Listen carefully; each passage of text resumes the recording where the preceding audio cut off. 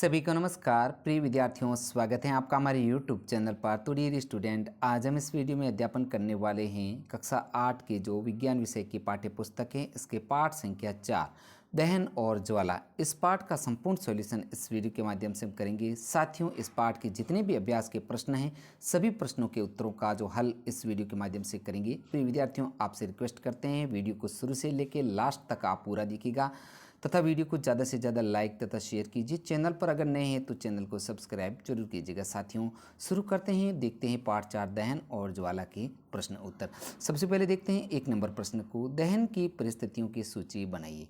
तो प्रिय विद्यार्थियों, इस प्रश्न का जो उत्तर देख लेते हैं। उत्तर है रासायनिक प्रक्रम जिसमें पदार्थ ऑक्सीजन से अभिक्रिया कर ऊष्मा देता है दहन कहलाता है। जिस पदार्थ का दहन होता है दाह्य कहलाता है। कभी कभी दहन के समय ज्वाला के रूप में अथवा लपट के रूप में प्रकाश उत्पन्न होता है। तो साथियों, ये दहन की जो परिस्थितियां हैं इसको हमने पढ़ा है। अब आगे देखते हैं 2 नंबर प्रश्न है जो रिक्त स्थानों की आपको पूर्ति करनी है। तो इसका उत्तर देखते हैं। रिक्त स्थान सबसे पहले क्या देखते हैं, क है आपके सामने कि लकड़ी और कोयला जलने से वायु का क्या होता है, धुआं उठता है, जिससे प्रदूषण होता है। यहाँ पर आपको लिखना है रिक्त स्थान में प्रदूषण। आगे है प्रिय विद्यार्थियों, ख है जो घरों में काम आने वाला एक द्रव ईंधन मिट्टी का तेल है। यहाँ पर क्या लिखना है आपको, जो घरों में काम में लेते हैं मिट्टी का तेल। आगे साथियों, ग है जो जलना प्रारंभ होने से पहले ईंधन को उसके ज्वलन ताप तक गर्म करना आवश्यक है। यहाँ पर रिक्त स्थान में आपको भरना है ज्वलन ताप। और ग है तेल द्वारा उत्पन्न भाग को पानी द्वारा नियंत्रित नहीं किया जा सकता है। यहाँ पर रिक्त स्थान में आपको पानी भरना है। आगे है साथियों प्रश्न संख्या 3 है जो समझाइए कि मोटर वाहनों में सीएनजी के उपयोग से शहरों पर प्रदूषण किस प्रकार कम हुआ है।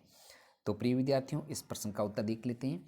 उत्तर है क्योंकि सीएनजी सल्फर और नाइट्रोजन के ऑक्साइडों का उत्पादन अल्प मात्रा में करती हैं। सीएनजी एक अच्छे स्वच्छ इंजन है जो किसी प्रकार की कोई हानिकारक गैस उत्पन्न नहीं करता है। इस वजह से जो सीएनजी का उपयोग हमारे शहरों में प्रदूषण कम हुआ है। साथियों, आगे देखते हैं प्रश्न संख्या 4 को, ईंधन के रूप में एलपीजी और लकड़ी की तुलना कीजिए। तो एलपीजी और लकड़ी ये ईंधन के रूप में दोनों का प्रयोग होता है, लेकिन इसकी तुलना करना है कि कौन सा अधिक अच्छा है। तो इसका उत्तर लिखना है आपको कि एलपीजी को सिलेंडर में आसानी से भंडारित कर सकते हैं, जबकि इसका भंडारण सुविधाजनक नहीं। इसका उष्मीयमान 55,000 के जो हैं, जबकि लकड़ी का उष्मीयमान 22,000 केयू है केजे हैं।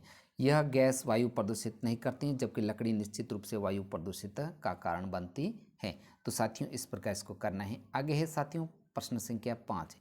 तो प्रिय विद्यार्थियों, आपसे पुनः रिक्वेस्ट करते हैं वीडियो को लाइक तथा शेयर जरूर कीजिए। चैनल पर नए हैं तो चैनल को सब्सक्राइब जरूर कीजिएगा। साथियों, 5 नंबर प्रश्न का क देखते हैं कि विद्युत उपकरण के संबंध आग पर नियंत्रण पाने हेतु जल का उपयोग नहीं किया जा सकता है। तो इसका उत्तर है कि विद्युत उपकरण के से संबंध आग का नियंत्रण पाने हेतु जल का उपयोग नहीं कर सकते, क्योंकि जल विद्युत का चालन कर सकता है तथा आग बुझाने वालों को हानि हो सकती है। इससे जान जाने तक का खतरा हो सकता है। प्रिय विद्यार्थियों, आगे है ख नंबर प्रश्न जो है एलपीजी लकड़ी से अच्छा घरेलू ईंधन है।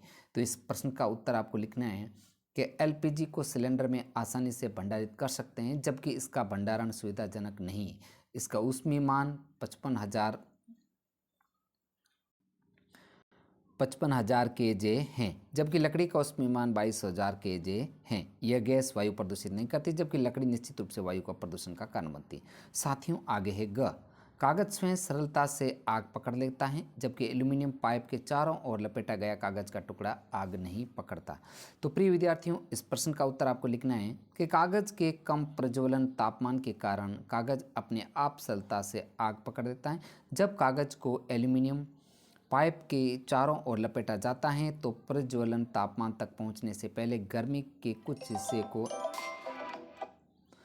कुछ हिस्से को पाइप में स्थानांतरित कर देता है, इसलिए कागज का टुकड़ा आग नहीं पकड़ पाता। साथियों, आगे है प्रश्न संख्या 6, मोमबत्ती की ज्वाला को चिन्हित बनाइए। तो प्रश्न संख्या 6 है जो आपके साथियों बहुत ही इंपॉर्टेंट प्रश्न है। ये नामांकित चित्र आपके आ सकता है परीक्षा के अंदर, वार्षिक परीक्षा के अंदर, अर्धवार्षिक में कभी भी ये आ सकता है, क्योंकि ये जो ज्वाला का चित्र आपके इसको नामांकित करना है। जैसे आपको प्रश्न बता दें कि सबसे जो है गर्म भाग ज्वाला का ऊपरी भाग होता है, इसी प्रकार ये कम गर्म होता है और सबसे कम गर्म नीचे वाला भाग होता है। ये मोमबत्ती के माध्यम से समझाया गया है। बिना जली मोमबत्ती का सबसे आंतरिक क्षेत्र काला और आंशिक दहन वाला मध्य भाग पीला और पूर्ण दहन वाला बाहरी क्षेत्र नीला। साथियों, इस प्रकार इसको जो आपको करना है। आगे प्रिय विद्यार्थियों, प्रश्न संख्या 7 को देख लेते हैं। ईंधन के ऊष्मीय मान को किस मात्रक द्वारा प्रदर्शित किया जाता है? तो उत्तर इसका लिखना है कि ईंधन के ऊष्मीय मान को किलो जूल प्रति किलोग्राम द्वारा मापक द्वारा प्रदर्शित किया जाता है। प्रिय विद्यार्थियों, आगे है प्रश्न संख्या 8 को देखते हैं कि समझाइए कि CO2 किस प्रकार आग को नियंत्रित करती है। तो साथियों, इस प्रश्न का उत्तर है कि विद्युत उपकरण और पेट्रोलियम जैसे ज्वलनशील पदार्थों में लगी आग के लिए कार्बन डाइऑक्साइड सबसे अच्छा अग्निशामक है। ऑक्सीजन से भारी होने के कारण CO2 आग को एक कंबल की तरह लपेट देती हैं। इससे ईंधन और ऑक्सीजन के बीच संपर्क टूट जाता है, अतः आग पर नियंत्रण हो जाता है। CO2 का एक अतिरिक्त लाभ यह है कि सामान्यतः यह विद्युत उपकरणों को हानि नहीं पहुंचाती है।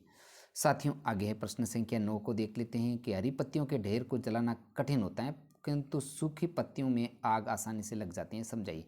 तो प्रिय विद्यार्थियों, इसका उत्तर हम देख लेते हैं कि हरी पत्तियों के ढेर को जलाना कठिन होता है परंतु सूखी पत्तियों में आग आसानी से लग जाती है, क्योंकि हरी पत्तियों में नमी की मात्रा बहुत अधिक होती है और हरी पत्तियों के ढेर में ऑक्सीजन की मात्रा कम होती है, परंतु सूखी पत्तियों में नमी की मात्रा कम होती है और सूखी पत्तियों के ढेर में ऑक्सीजन की मात्रा अधिक होती है।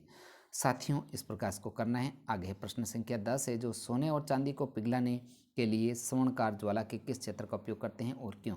तो इस प्रश्न का उत्तर है कि स्वर्णकार जो है ज्वाला के सबसे ऊपरी क्षेत्र का उपयोग सोने और चांदी को पिघलाने के लिए करते हैं, क्योंकि यह ज्वाला का सबसे गर्म भाग होता है। प्रिय विद्यार्थियों, हम पहले भी इसका अध्ययन कर सकते हैं कि ज्वाला का सबसे ऊपरी भाग होता है जो सबसे अधिक भाग होता है, इसलिए सुनार है जो स्वर्णकार जो है इसका उपयोग सोने चांदी के आभूषणों को पिघलाने में करते हैं।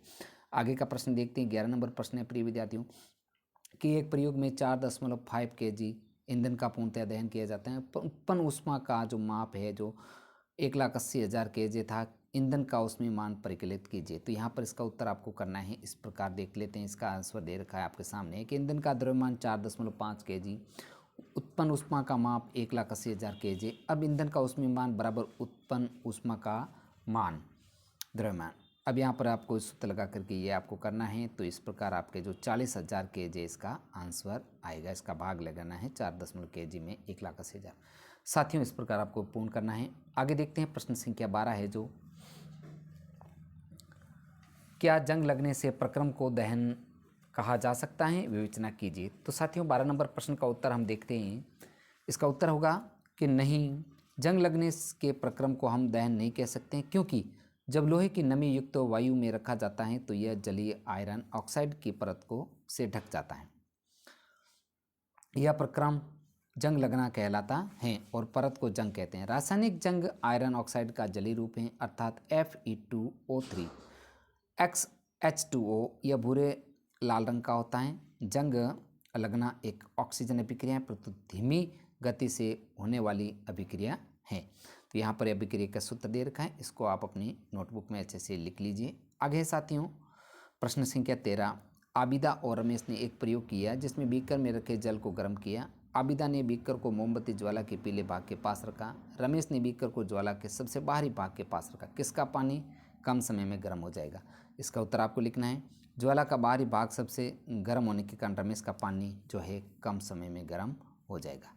तो प्रिय विद्यार्थियों, हमने जो है इस वीडियो के माध्यम से कक्षा 8 की जो विज्ञान विषय की आपके लेटेस्ट 2023-24-25 की, साथियों 2024-25 की जो विज्ञान विषय की पाठ्य पुस्तकें आपके सत्र 2024 के लिए, इसके पाठ संख्या 4 है जो दहन और ज्वाला, इस पाठ का संपूर्ण सॉल्यूशन प्रिय विद्यार्थियों हमने इस वीडियो के माध्यम से किया। साथियों, आपसे पुनः रिक्वेस्ट करते हैं वीडियो को लाइक तथा शेयर जरूर कीजिए तथा चैनल पर नए हैं तो चैनल को सब्सक्राइब जरूर कीजिएगा। प्रिय विद्यार्थियों, मिलते हैं नेक्स्ट अगले वीडियो के साथ में।